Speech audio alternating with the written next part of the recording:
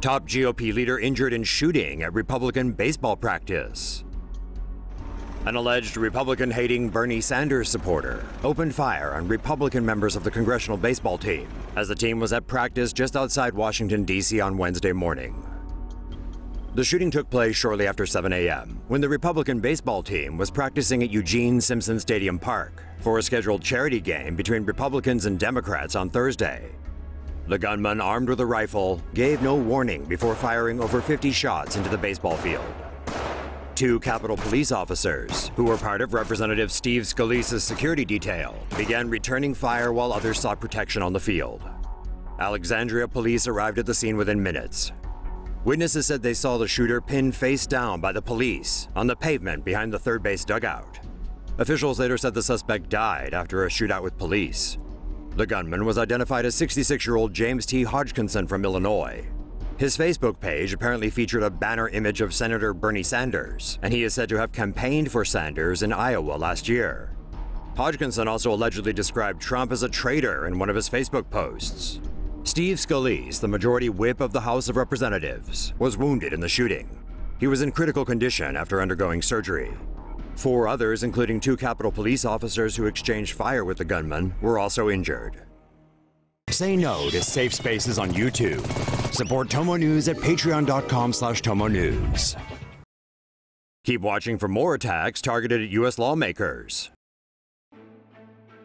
Pastor draws gun at U.S. Capitol and gets shot by police. Larry Russell Dawson, a 66-year-old church pastor from Tennessee, was taken down after pulling a gun on authorities while going through security clearance in D.C. on March 29th. The incident took place just after 2:30 p.m. at the underground entrance to the U.S. Capitol Visitor Center. The suspect, Larry Russell Dawson, was in line with other visitors to enter a routine security checkpoint. When he passed through the metal detectors, the magnetometers beeped, prompting security personnel to approach him. That's when Dawson reportedly pulled out a firearm and aimed it at the officers. A Capitol Police officer immediately shot and disarmed the gunman without fatally wounding him.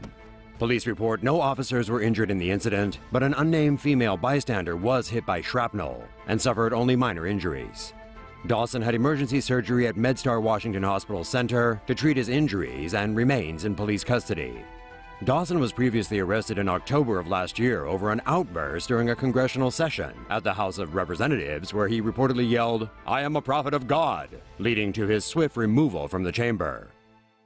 Protester suicide puts U.S. Capitol under lockdown.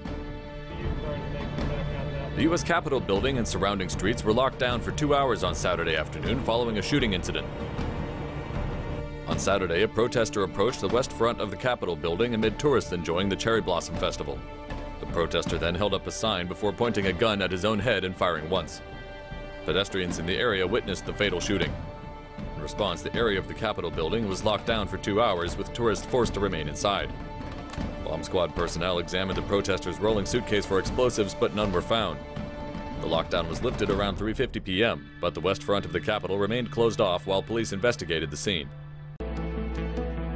Pressure cooker safely detonated near U.S. Capitol.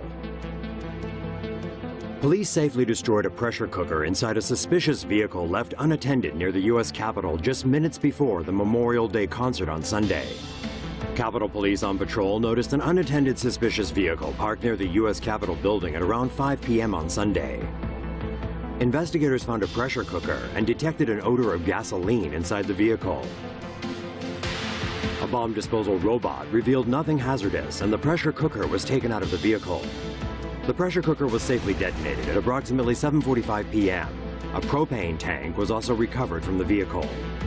Police have arrested Israel Shamelez, the owner of the vehicle, and charged him with driving after his license had been revoked. The pressure cooker and propane tank were reportedly part of a food truck, according to Fox News. Say no to safe spaces on YouTube.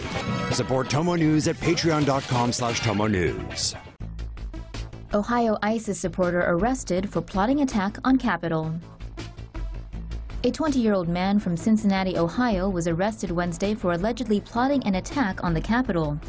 Christopher Lee Cornell was charged with attempting to kill a U.S. government official after using the alias Rahil Maras Ubaida on Twitter to pledge support for extremist group Islamic State.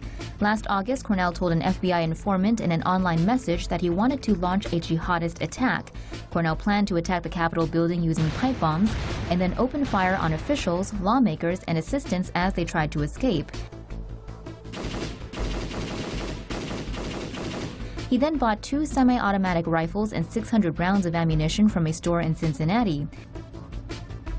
He was arrested after stepping out of the store. Cornell's father described him as a mama's boy and said he only converted to Islam a few months earlier.